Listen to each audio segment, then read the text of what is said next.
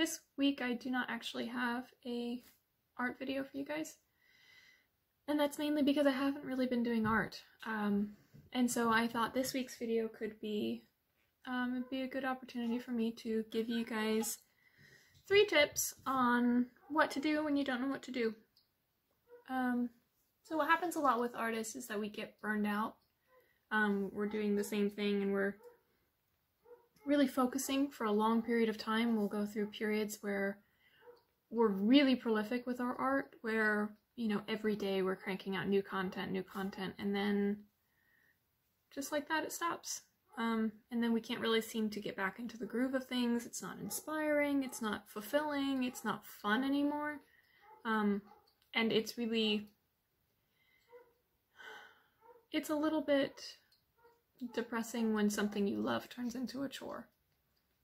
So here are 3 tips that you can use to help get you back into the groove so you can continue to enjoy the things that you like enjoying.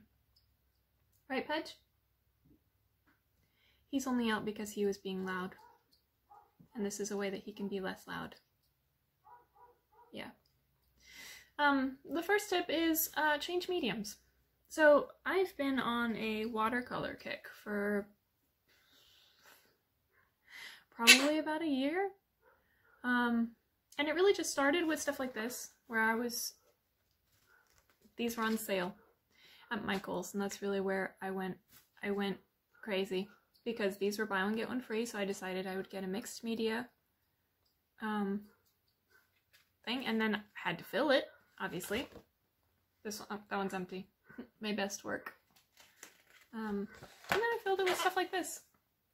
You know, and I loved learning the watercolor and learning, you know, kind of what it did and how it kind of paints itself, you know, and I liked seeing how it turned out, and it was really fairly addicting to me, just to come up with new things to create, and all the colors, and they were so vibrant, and oh, this is a blank one. Oh, because this one got wet. But after a while, I started doing stuff like this, where I started incorporating fairy creatures and, you know, like fantastical people, mostly women. I don't do men that much. I'm not very practiced at it, but yeah. And then I did these, and I didn't stop doing these for, well, actually right up until recently. This is actually what I've been up to most recently. Just constant fantasy art like this. Flowers and fairies and butterflies and, you know, little fantasy things like that. And these brought me a great deal of satisfaction until recently. And then, you know, I got busy and I didn't have the time for it, and honestly it was a slight little issue with my phone where I ran out of storage and I couldn't film, and I got out of the habit of constantly creating, and now it kind of feels like a chore to get back into it. And what happens when that happens is, the first tip, I like to change mediums. So I'll go from stuff like that to things like this, and I'll do wood burnings for, you know, until I lose track of what I want to be doing, till I lose the feeling. And really that's all art is. It's an expression of how we're doing and what we're doing, and it's an expression of our innermost self. And so when we're not feeling like our innermost self is being fulfilled, we want to switch it up a little. And I think that's a really healthy thing to do. So when you are feeling bogged down by what you normally do, whether it's painting, sculpting, writing, anything, switch it up. Find a new outlet, a new thing.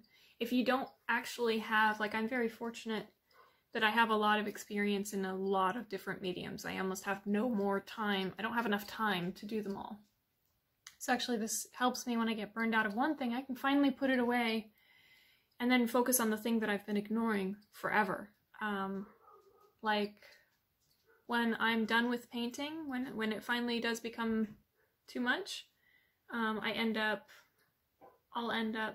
doing journaling, and I'll journal for a long time, or scrapbooking, and I'll start printing out crazy amounts of photos so I can scrapbook tons of, you know, the memories that I've collected forever. I mean, I take the photos and I have the supplies. I've got all the supplies.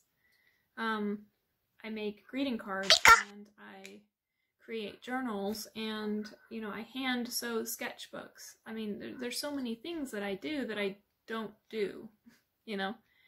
And it really comes down to, I get burned out of one thing and then I won't touch it again for a year. I've been on this watercolor kick for a good solid 2 years, and I only make small little changes, little moments for stuff like this where, you know, there was one time I did for 7 hours straight, I didn't put down my wood burning kit, and I cranked out, I think it was 16 wood burnings, and most of them are either hanging up in my house or they've sold, or they're right here. So that was for a festival I did, and honestly, I haven't really done a wood burning since. I went through a move, and I've got all the supplies sitting on a shelf waiting for me to pick them up, but I haven't really. This is Calcifer, by the way, who came to join us. She's a good girl.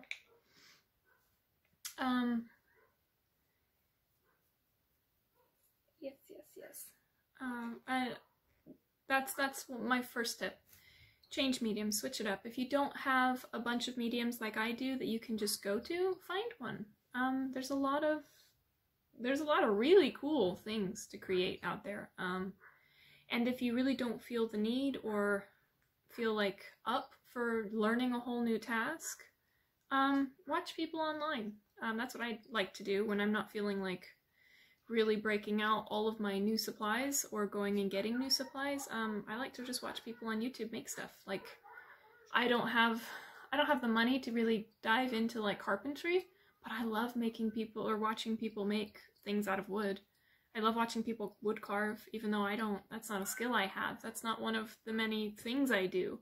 But I love watching people do it because it makes me feel fulfilled in a strange sort of vicarious way. So that's my first tip. Change medium, switch it up. You don't have to do the same thing. You don't have to do anything. My second tip is set up a prompt for yourself, or a set of prompts, like a whole list of prompts for the month that you want to do. It can be color, it can be animals, it can be months, it can be birthstones, it can be birth flowers, it can be types of leaves off of trees, and you use those prompts to prompt you to create something. It doesn't have to be like, if you do, you know, fruit, it doesn't have to be you have to, you know, draw a pomegranate. You can draw a pomegranate fairy, or a pomegranate dragon, or a pomegranate mushroom, or a pomegranate bird. Right, Pudge? Yeah. You can do anything, but use the prompts to kind of get you into that mindset of creating so that you can discover something new without having to come up with something. It's sort of like, you know, I don't have a follow for that. I lost my train of thought. That's terrible, right? Is that right? Okay. So moving on to step 2 is just make yourself a list of prompts and stick to them. That way you're creating without having to start an idea. You're just completing an idea or working off of an idea when you're feeling very, sorry for my phone, you're feeling very inspired one day. Give yourself a list of things to do for the days you're not feeling so great. And the final tip is give yourself a deadline or a break, whichever one you feel you need. I feel that I do a lot of my most prolific work right before a festival. like 2 or 3 days before the deadline hits where I've got to be there with content, that's when you'll see most of my stuff gets made. So I work under pressure much better. I just, for some reason, if I tell myself it has to get done and there's no deadline, my brain will just be like, does it though? Does it have to get done? And then it won't get done.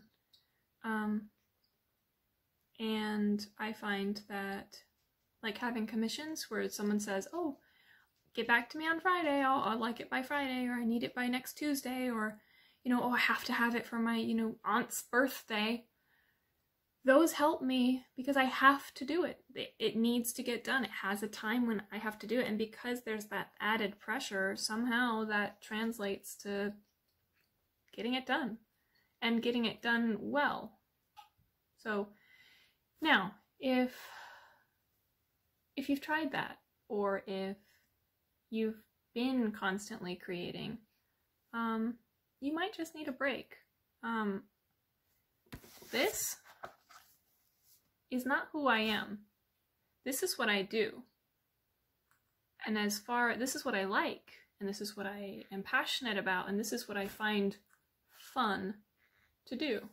These things are not who I am, and your work is not who you are. You are just a person who has other hobbies that are less frustrating and other responsibilities that are more rewarding, and you are more than capable of putting your art to the side until you're ready to pick it back up again. And if that never happens, that's fine. That's perfectly okay. Your art should always be for you. And I think as artists, we get caught in this sort of dangerous trap where people really appreciate us for what we create, what we do. And I think that's dangerous because it wraps all of our self-work in this. And so when we're not making this, what are we doing? And why are we doing it? It's not worth doing. But there are some days I like to just read books instead of writing mine. I like to play with my bird, or play with my cats, or play with my dogs instead of painting. There are days I would rather... There are some days I would much rather play with my dog than burn one on wood. And these things are outlets for us. They're not who we are. They're just what we do. And I think that that's okay. And if it stops being the way that you feel about your work, give yourself a break and find things that you like doing. And then that break can be as long or as short as you need it to be. If you just need the afternoon off because you've been making sun catchers all week and you're just tired and you just need a break, give yourself a break. You want to return on Monday? Go return on Monday. If you want to take a year off and just live in the moment and go travel and hike and whatever else you want to do, go swimming, go do that thing. The thing we have to remember as artists is that we are artists, but people too. And I think that that's an easy thing to forget because it seems like the most interesting thing about us, or the most valuable thing about us, is the things that we make. And that's not true. It's not. Those things that you make are an extension of who you are, but they are not who you are. So, if you are feeling like you don't know how to do the things you do, take a break. It'll be just fine. Right, Pudge? Yeah. Well, thank you for tuning in for this week's video, and I should have some more content soon. I just needed a break. So, happy Halloween, everybody. I hope that all of you get lots of candy and have fun in your costumes, and everybody stays safe and warm and happy. I'll talk to you next week.